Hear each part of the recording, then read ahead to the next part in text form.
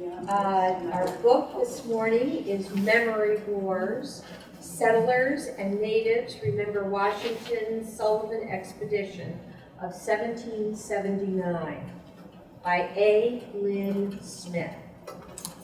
And it'll be reviewed by Gary Emerson.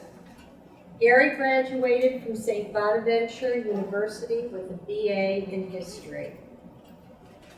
And he received an MS in Education from Elmira College and an MA in History from Binghamton University, and is now working on his PhD. And he's a candidate in American History at Binghamton University. He taught American history for 36 years, mostly in the Newfield Central School. He retired in 2013. He serves as the Schuyler County historian and is on the Board of Trustees for the Schuyler County Historical Society and the Friends of the Elmira Civil War Camp. He's involved with the 1779 project, preparing for the 250th commemoration of the Sullivan Campaign of 1779.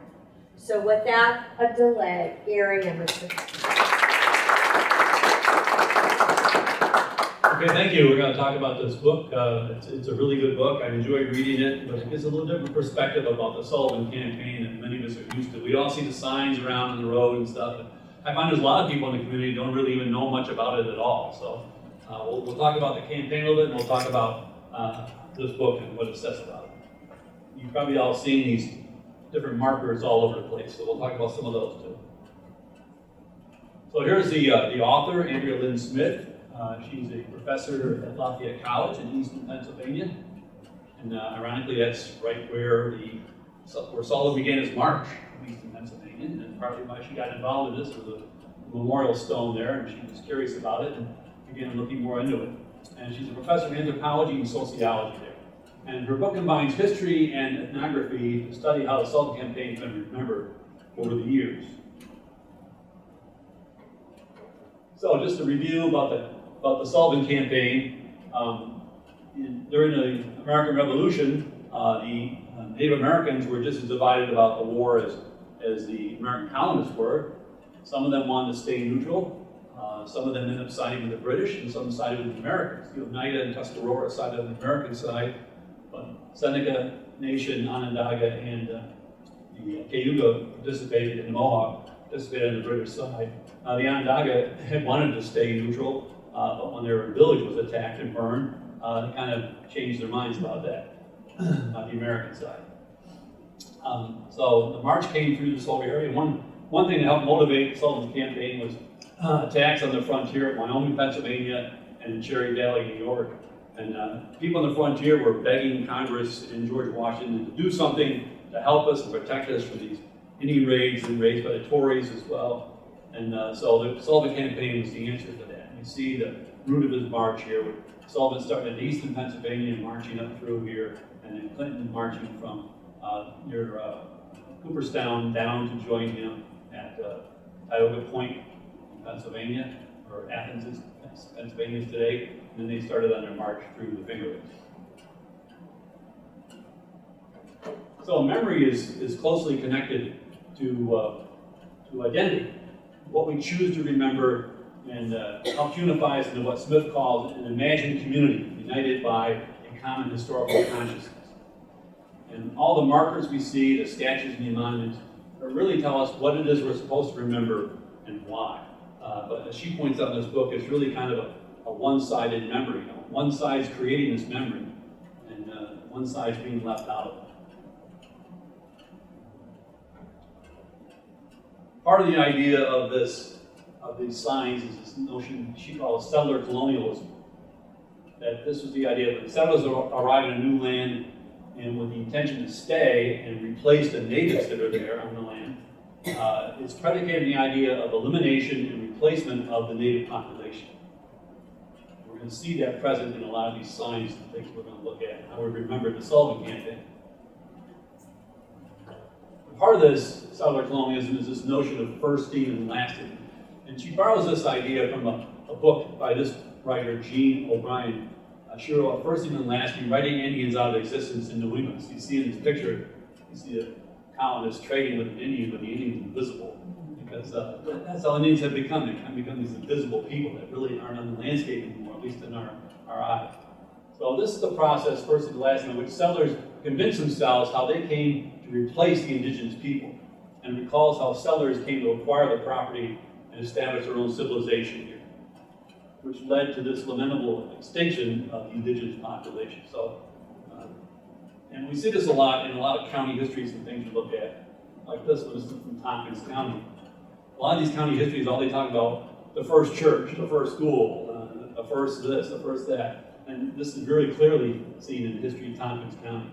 We're just making a list here of all the first things. They act as if there was no civilization here before them. They're the first ones to bring civilization to this area. Another part of first and lasting is they imply that the land was acquired legitimately through treaties.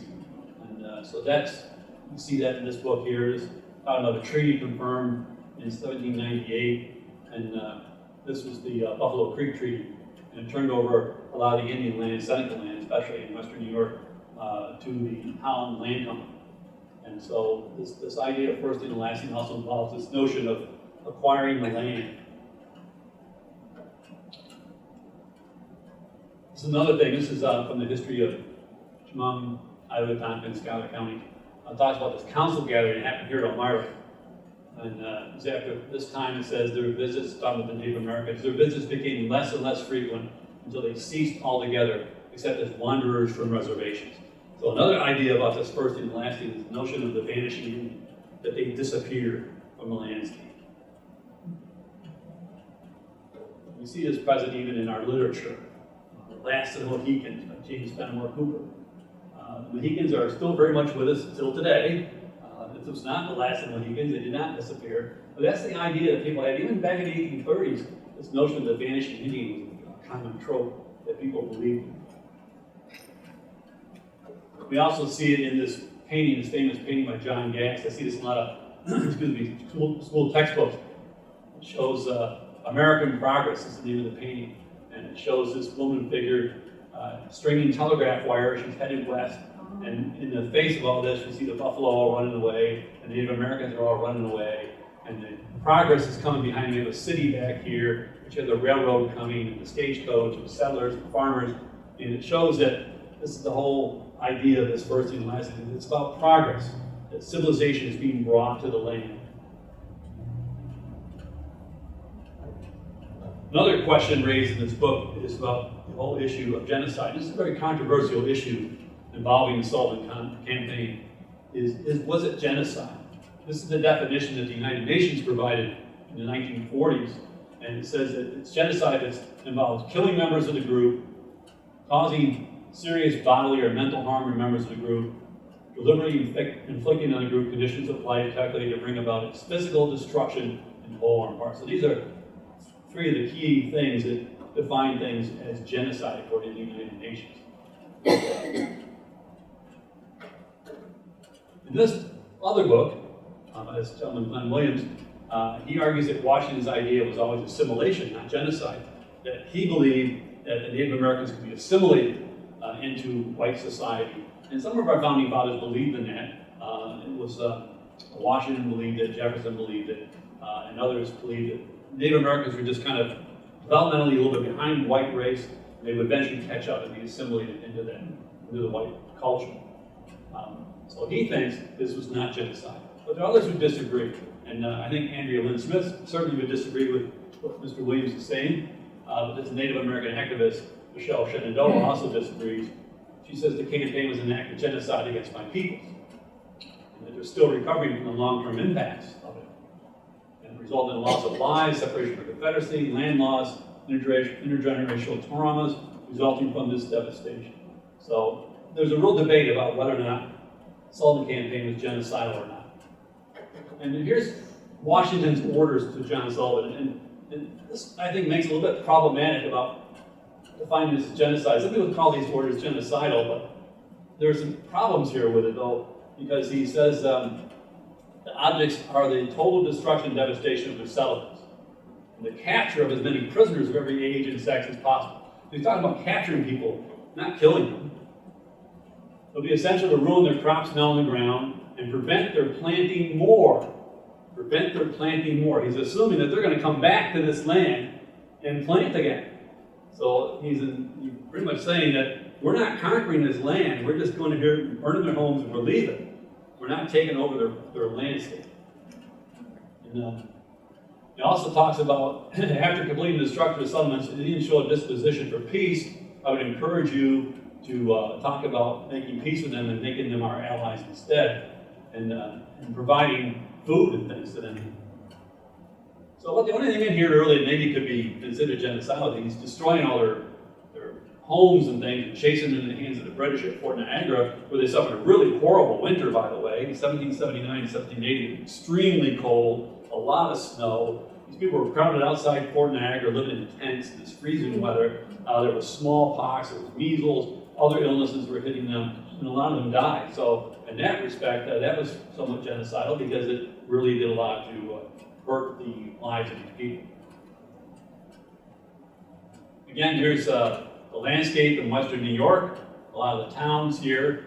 Here's Newtown and Chemung. Connell Hall is where Elmira was, although I think they got a little too far west here. It should be more this way. Catherine Town is Montour Falls today, and Condahaw is in Hector, New York today.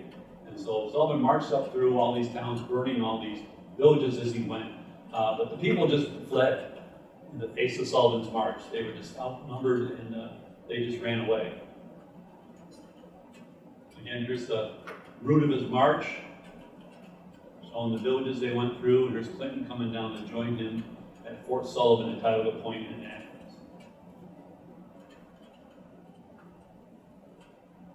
And of course, this is a map showing the Battle of Newtown, excuse me, I said Newfield. Battle of Newtown, not far from us here. So the Sullivan's army's marching down this trail, and they run into this fortification here, and his scouts indicated there was something up ahead. So Sullivan sends some of his men off to the left here in a flanking movement, some of his men off to the right in a flanking movement, and then he began firing upon this fortification. They were hoping to get behind the Native Americans here, trap them, and win a big victory. But they were able, the Native Americans and the Tories were able to escape and flee and end up not being caught at the Battle of Newtown. That's why we have the Newtown Battlefield Monument, which is up on this hillside up here. It's not down on the site of the battle. People often think that the Newtown Battlefield Monument is where the battle happened, and it's not. It just overlooks the valley where it actually happened.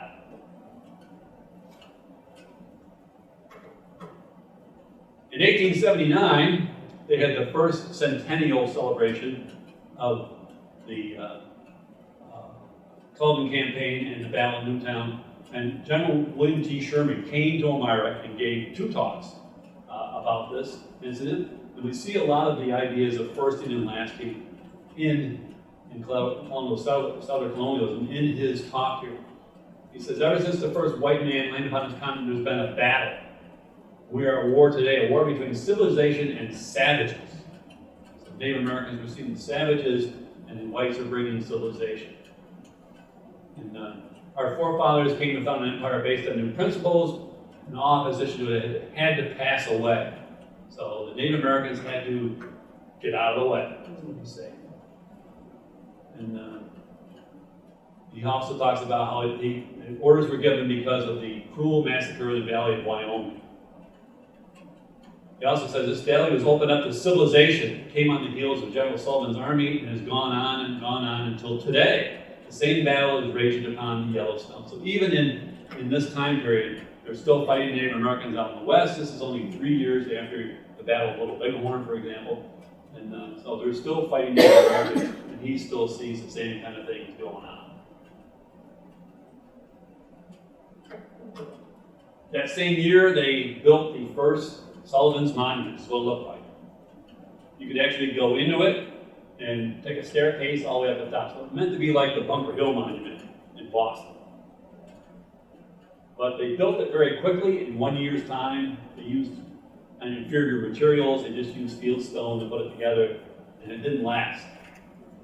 1911, it just blew over in a windstorm. And this is what it looked like when it fell down. So they had decided to build a new monument. They built one that was completed in 1912, and that's the one that's still there today. But you can't go up in it. They signed on the door anyway.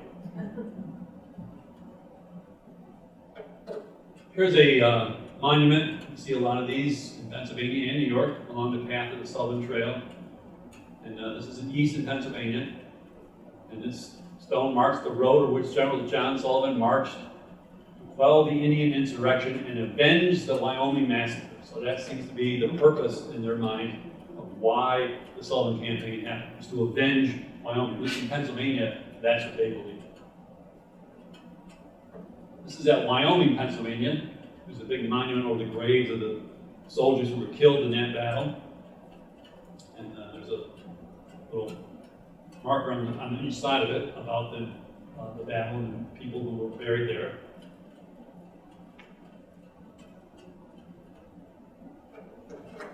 But often what these signs leave out is any acknowledgement about why, what role the whites had in all of this. What did they do that maybe made the Indians angry and made them do these things?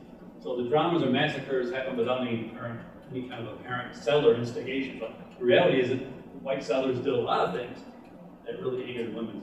The Indians, they stole their land, they killed Indians all the time. The Conestoga Indians were killed by a group of men called the Paxton Boys in 1763. They were a peaceful Indian tribe. They just were all murdered because they hated Indians. They saw all Indians as savages, and they just blamed them for other violence that happened by other Indian tribes.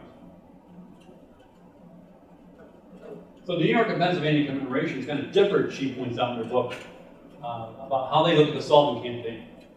In Pennsylvania, the campaign is seen as revenge for Wyoming, what happened at Wyoming in 1778.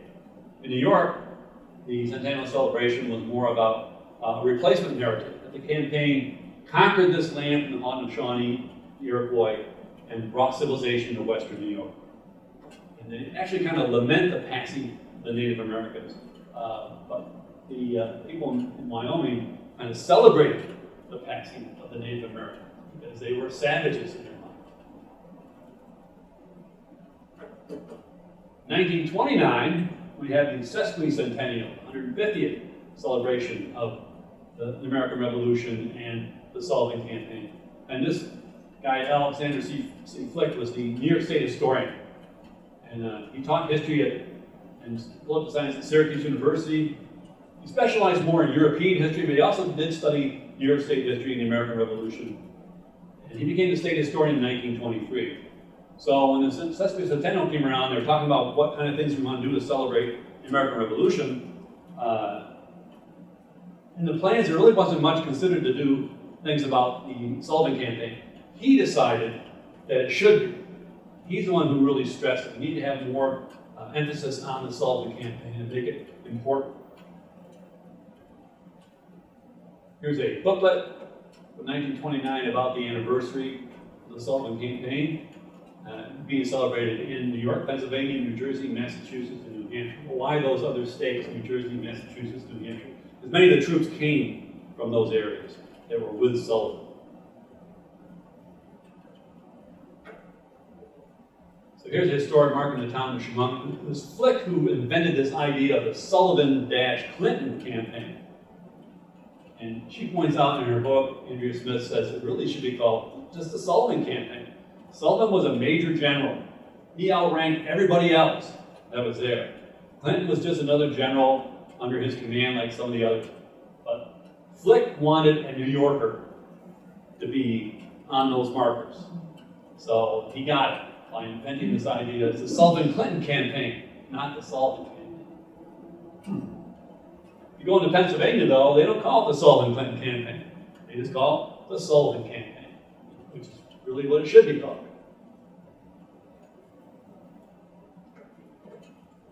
Another thing that Flick did is he got past all these monolith markers, they're called, these big stone markers we see all along the route of the campaign. 35 of them were placed in 1929 with these bronze plaques in front of them, showing the route of the campaign, but also has this wording on it. an expedition against the hostile Indian nations, which checked the aggressions of the English Indians in the frontiers of New York and Pennsylvania, extending the western dominion of the United States. But that's just false. It did not check the aggressions of the English and Indians on the New York frontier. In 1780, the year after the Sullivan campaign, the raids on frontier settlements was much worse than it had been before. Much worse. Because they wanted to get back for what happened to them. So they came out and they struck all these settlements, and it really did nothing to check their aggression. And it really didn't extend the western dominion of the United States because they didn't really conquer any land. Sullivan attacked these towns and burned all the crops in the houses and stuff, and they went back east. They didn't stay and occupy the land. They didn't really conquer anything. The Native Americans were really betrayed by the British at the peace treaty of 1783. I mean, the British could have agreed to the Americans that this would be the western boundary of the United States, the Appalachian Mountains. Instead, they gave them all the way to the Mississippi River. The Native Americans were like, well, wait a minute here, what about us? This is our land.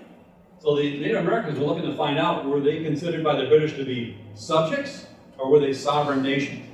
And the British seemed to say that they were subjects by this treaty, that they just gave away all this land to the United States. In the early 20th century, a very popular thing was this notion of historical pageantry. This is the age before you had TV and radio. So it became a fad to put on these theatrical performances about local history. And the state historian Alexander Flick believed that historical pageantry is a good way to get citizens to really understand their local history and have a better knowledge about it. So he really supported having pageants help explain the Sullivan campaign. And so there were 3 of these pageants called the Pageant of Decision, they were called. In 3 different venues, Elmira, Geneva, and Geneseo in 1929 all had these Pageant of Decisions. They put on these big plays about the Sullivan campaign.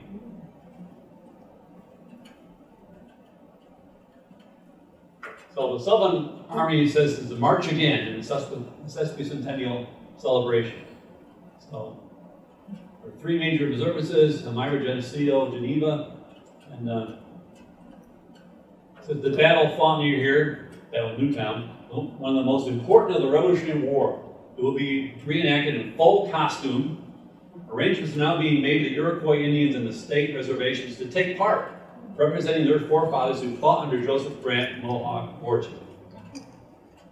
None of the Iroquois, the Haudenosaunee, participated in any of these pageants. I mean, why would they want to celebrate what happened to them? So they didn't really come out in full force here. And this was a very well-attended pageant in Elmira. It also was a very noisy one, with all the cannons going off and the guns going off. This was the setting for the Elmira Pageant of Decision in 1929. This was called Mark Twain Park. So here's, this is Sullivan Street right here. And just behind us is where it would be up here. You can see on the map where Brick Pond is. And McKinnon Field will be over here. And so it's out here, this grassy area. There's a big area, flat grassy area, it's called the stage. It's a half-mile wide. This is the seating area for the people. If you sat there today, you'd be run over by a semi. This is Route 17, Route 86. Came through here. But this was their stage. Half-mile wide stage. Here's a booklet for it. Gave instructions to the participants and also had like a script in there. Here's people showing up for it. I've seen estimates of as many as 75,000 people showed up. It's one of the most, biggest attendance for an event in Elmira almost ever. But look at all the cars and the people flooding in here. Yes. Here's a picture of it. Wow. Look at all these people sitting on Route 17. Here's the performers on the stage. Imagine being over here trying to hear what they're saying. They had speakers and microphones, I guess, but still, you would have trouble hearing it all and seeing really what's going on. But this huge crowd showed up for this thing.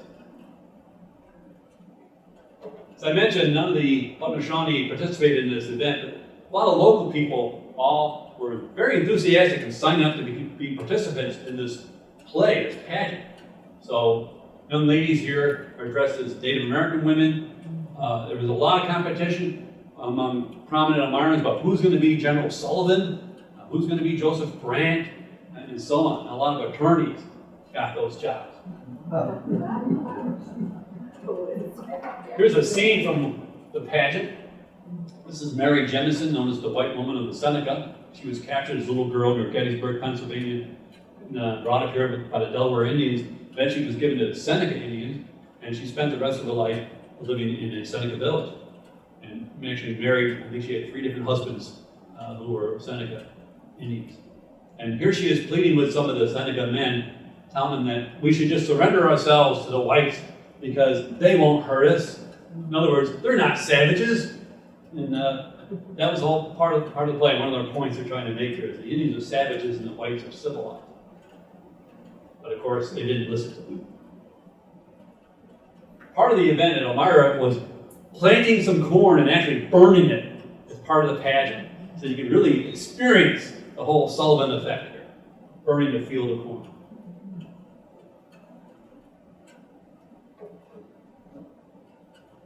They often promoted this Sullivan expedition as an important turning point of the war. I've heard people say that even today. It was an important turning point of the American Revolution. It's important as Saratoga. And I just disagree. And she does as well. I don't see this as a turning point in the war. What changed because of the Sullivan-Clinton campaign? Nothing.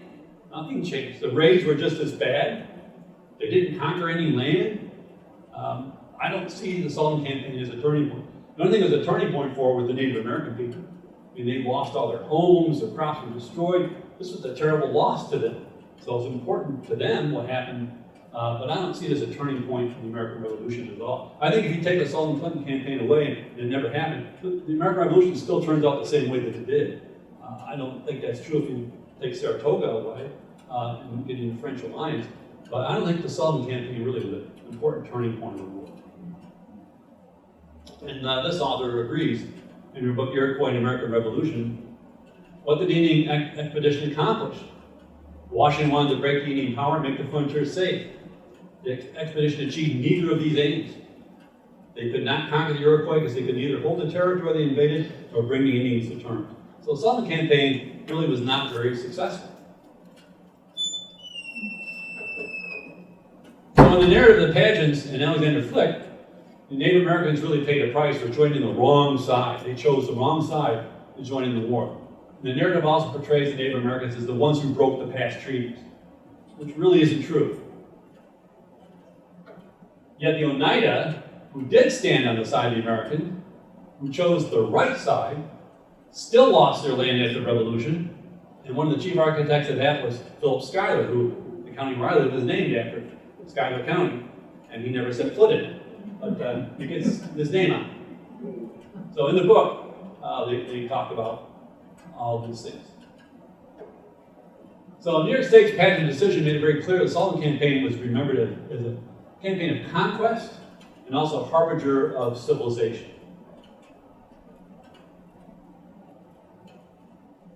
And here we see that idea here again.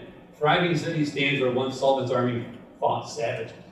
That the Sullivan campaign is what created Elmira and brought civilization here. So Elmira owes her existence not alone to the courage and sacrifice of the men who marched with Sullivan, but to the vision of those who saw in this fertile valley an ideal home site. The pageant is largely a replacement narrative that made the change from Indians to white settlers the main story. In Flick's story, the Indians lost their land to Sullivan, that this land was conquered because of the Sullivan campaign, and that simply is not true. Here's a marker just outside of Montreux Falls, marking the site of Catherine's Town, destroyed by the Continental Army of John Sullivan, and they were defeated. The British Indians were defeated at the Battle of Newtown. They retreated to this place, where a 2-day war council resulted in abandonment of their villages, orchards, and crops, and further retreat to the protection of the British at Fort Niagara. So this is implying that they just abandoned their land. This is also another marker that's there at that same site, showing the route of Sullivan's expedition. This campaign severed the English-Indian alliance. False, did not. Checked the English aggression on the western frontier. Another falsehood, it didn't do that either. So a lot of these markers say things that really are not true. We were traveling, my wife and I were traveling to Albany, maybe a summer, I think it was last summer, and we saw this marker at Unadilla at a rest stop. And it talks about the campaign 1779. The result was a migration of the Senecas and many of the Iroquois brothers to Canada. In other words, Native Americans just abandoned the land and the whites moved in and took it over. Some compare the narrative shaped by Flick as being similar to the lost cause of the Civil War, only it was written by the victors. The lost cause of the Civil War, of course, was the South's version of the Civil War, where the war was not about slavery at all, that they lost only because they just were outnumbered by people. You see some of the similarities here in what Flick does. He just basically creates a bunch of lies and then just tries to sell them to people. In 1979, we had the bicentennial commemoration. Any of you remember that? I don't, because there wasn't much done. It was very, very muted, probably because there were land claims being considered in the courts filed by the Oneida and Cayuga tribes, and they didn't want to really bring all this up. So they didn't really talk about it very much. So the bicentennial commemoration was much more muted than you saw in 1929 or 1879. It didn't have any kind of pageant happen in 1979. This is a quote from her book. For Native people, the Pelham raids do not represent the start of the story, nor the end. Instead, they comprise one of many such episodes in a long saga of dispossession and resistance that continues into the present day. And that's true. I mean, you can't look at the Sullivan campaign and say this is when it all started, because it started long before that. The frontier is both a place and a process. It's a process because there's this ongoing battle between the Native Americans and the whites over possession of the land. And that went on and on and on. It's still going on when Sherman gave his talk at Elmira in 1879. People need to realize that the Haudenosaunee still have a presence in New York State today. They're not invisible. They didn't disappear. They're still here. And they live in New York State. And we see various reservations of Native American tribes in the state of New York on this map. Haudenosaunee also want you to realize that the Sullivan campaign was really not the end point of Indian settlement in New York. Dispossession of their lands occurred during the decades after the Revolution. It was a series of fraudulent land deals that happened in the decades after the Revolution and took away their land. Not the Sullivan campaign. The Sullivan campaign is maybe a symptom of the problem, but the real problem is after the Revolution. Here's a map showing the 1780s, 1790s, the lands of the Senecas. The Seneca Nation still held on to much of western New York at this time. So they didn't disappear. Sullivan didn't chase them away. They're still there. But it's these land deals that will take their land away. The Treaty of Canandaigua in 1794 recognized the Haudenosaunee tribes as sovereign nations. It also recognized their land rights in western New York State and established the boundaries. But this treaty does not get upheld by New York State. New York State makes a series of treaties to purchase land in the Haudenosaunee. They end up getting the Phelps and Gorham purchase. There was a Watkins Flint purchase over here, the Morris tract, Howland land purchase over here. The Senecas see their land get taken away in these land deals made by New York State. And yet, the Indian Trade and Intercourse Act of 1790 said that if Indian nation is going to make a treaty, you have to have a federal government agent there to oversee, because the Indian nations were really under the purview of the federal government, not the state. But in many of these treaties, this was not upheld. There was no federal agent there present at these land deals made by New York State. So the natives today argue that these land deals really were fraudulent. A good companion book to this book, I think, is this one, Conspiracy of Interest by Lawrence Houtman. And he talks about all this land dispossession that happened in the years after the revolution. And it really goes along very well with what she talks about in her book. So we kind of need to change the narrative, is what Andrea Smith is arguing. From the perspective of the Native American leaders and their allies, the Sullivan campaign markers are wrong on many levels. They're badly worded, they're misplaced, they blame the victim, celebrate land theft, are symbolic of this ongoing colonial relationship, they justify genocide, and provide one of many examples of the dominant group putting half-truths on the land.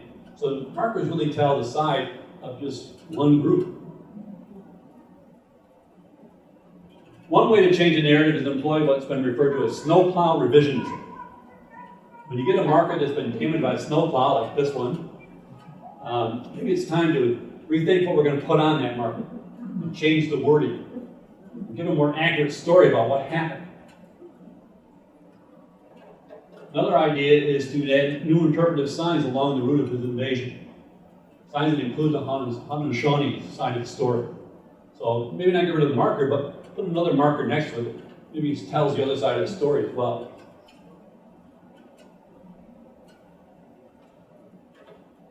So the 1929 monuments really continue to shape our understanding today of the Sullivan campaign. And what she's arguing in her book here is they should not. We need to be more aware of what the truth is. When we look at the historical markers and the monuments along the path of the Sullivan campaign, we need to think about what they're saying and who told that story. We also need to think about what they leave out, what's been forgotten, and what we also need to think about is another part of the story. So that's what she's trying to argue in her book. And that's it for me. Any questions? It's a good book. I hope you read it. If you're interested in the Sullivan campaign, it's one you should. In your opinion, what is the communion between the Native Americans that are still in their reservations and the rest of the world, the rest of the nation? What's the communion? What is the togetherness, or is there a break in feeling of the Native Americans and those other people, us? I guess I can't really speak for them so well, but I have talked to some, and there's certainly a feeling of resentment about what happened to them, and it's like they feel like they're invisible and no one seems to care. So yeah, there's still some pretty hard feelings today about them.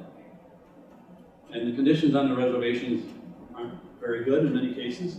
It's gotten better in some places, but it's often not very good. There would never be any danger of an uprising. Well, I don't think so. One, they're too much of a minority, really. Right. Yes. But there's still legal action where they're trying to get some compensation for the land that they lost. They should. Yeah. That's it. It's a strange conflict between Native American and white. White very often glorify, romanticize. They name a school after a tribe, or they do all this. Even Sherman, his middle name was Tecumseh, Right. who was a chief in Ohio, but he named his parents, and they named him, William Tecumseh Sherman. But people, I think, play with that a lot.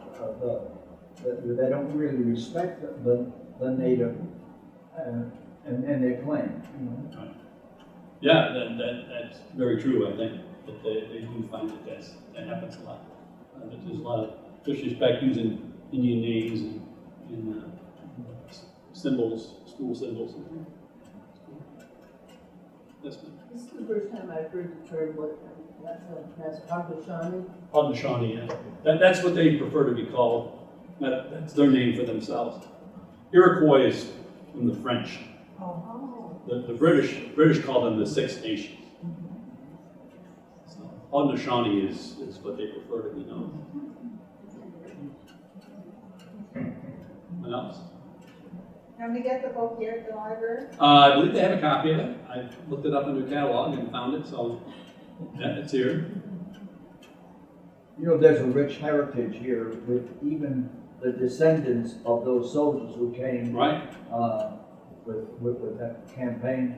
The Purcell family that was here for a long time, they still might be here. Their relative was a drummer boy, for instance, and buried down the Riverside Cemetery near Chemung. Anyway, there's still a rich heritage here. Oh, yeah. And it's one that needs to be honored more and more about the sacrifice people made Right. on a number of. Yeah, you mentioned, I mean, one thing that Native Americans certainly presented is you shouldn't celebrate the Sullivan campaign. You can commemorate it or remember it, but certainly shouldn't celebrate it. It's pretty bad what happened to the Native Americans.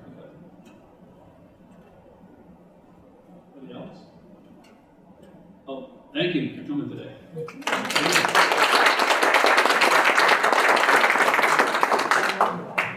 Thank you very much, Gary, that was fascinating.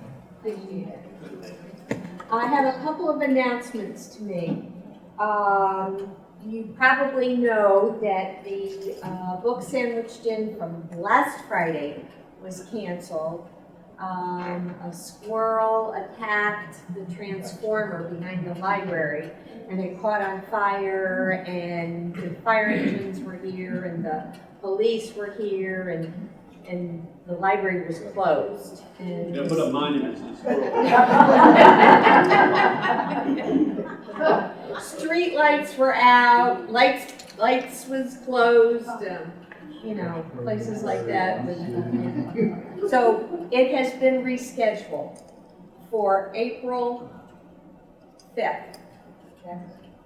Not this coming Friday, but after, right, not Good Friday, but the Friday after. And the other announcement that I have is the second Wednesday, April 10th, is the next Elmira Area Retired Teachers Association luncheon and meeting. And Gary is going to be the speaker, and he's going to be talking about the Civilian Conservation Corps. So just a reminder to people who, you know, who are interested and who belong to ERDA that this is, you know, on the 10th of April. So thank you again, Gary. Thank you very much.